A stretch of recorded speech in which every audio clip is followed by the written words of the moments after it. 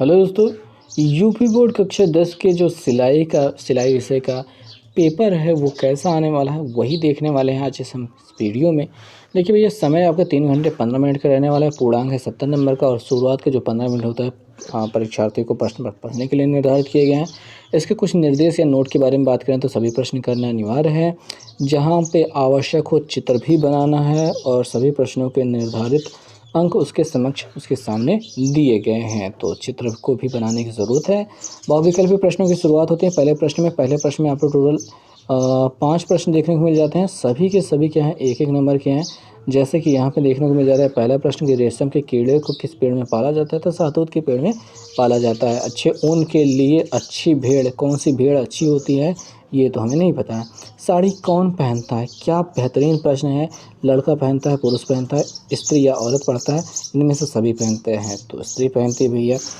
तो इस प्रकार के प्रश्न आपको देखने को मिलता है। और यहाँ पे लिखा है सीने को नाप किस परिधान के लिए ली जाती है। पैंट के लिए, पजामा के लिए, सलवार के लिए, कमीज़ के लिए तो कमीज़ के लिए ली जाती है।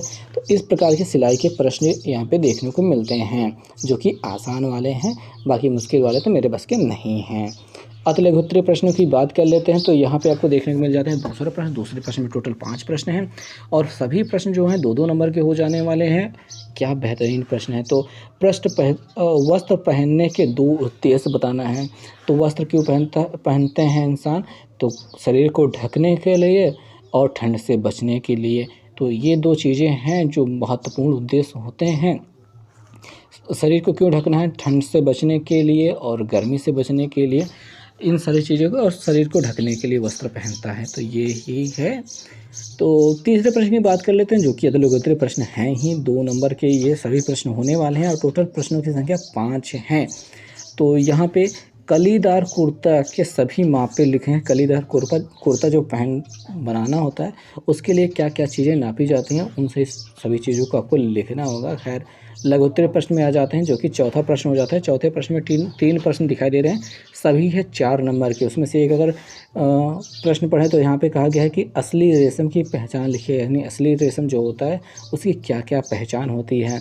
5वें प्रश्न की बात करें, 3 प्रश्न देखने को मिलते हैं जिसमें से सभी 4-4 नंबर के हो गए हैं। तो यहाँ पे कहा गया कि पैटर्न किसे कहते हैं, या फिर सिलाई मशीन में तेल देने से होने वाले 4 लाभ लिखना है। सिलाई मशीन में तेल देने से क्या होता है, वो बड़ी आसानी से चलती है, उसमें जो कचरा होता है वो साफ़ हो जाता है। ये तो 2 लाभ हो चुके हैं। और क्या लाभ हो सकते हैं, वो लाभ तो आपको समझना होगा। टूट-फूट से बचाता है, ये सारी चीज़ें तो होती हैं। दीर्घ-उत्तरीय प्रश्न में आ जाते हैं तो छठवां जो प्रश्न है, 7वां जो प्रश्न है, 8वां जो प्रश्न है। 8वें प्रश्न में 2 हिस्से दिए गए हैं, यानी ये या तो ऊपर करना है या तो नीचे वाला करना है। लेकिन अगर बात करें तो ये सभी 7-7 नंबर के होते हैं। छठवां प्रश्न जो है, जैसे कि कहा गया है कि वस्त्रों के सामाजिक, सांस्कृतिक और सार्वजनिक महत्व का संक्षेप में लिखना है, तो ये 7 नंबर का प्रश्न हो जाता है। और 8वें प्रश्न की बात करें तो 8वां प्रश्न जो है, इसमें आपको एक नाप दी गई है, उसके लेके रेखा चित्र बनाना है। जैसे कुंदेदार पैजामा है तो इसकी जो लंबाई, सीट और मोहरी जो कुछ भी है, इससे रिलेटेड आपको चित्र बनाना है। या फिर ये ब्लाउज का रेखा चित्र बनाना है जिसकी अलग अलग जो माप होती है आपको दी गई है। तो इस प्रकार से ये पूरा प्रश्न पत्र आपका समाप्त होता है। उम्मीद है आपको समझ में आया होगा कि आपके सिलाई का जो भी पेपर होता है वो कैसा होता है।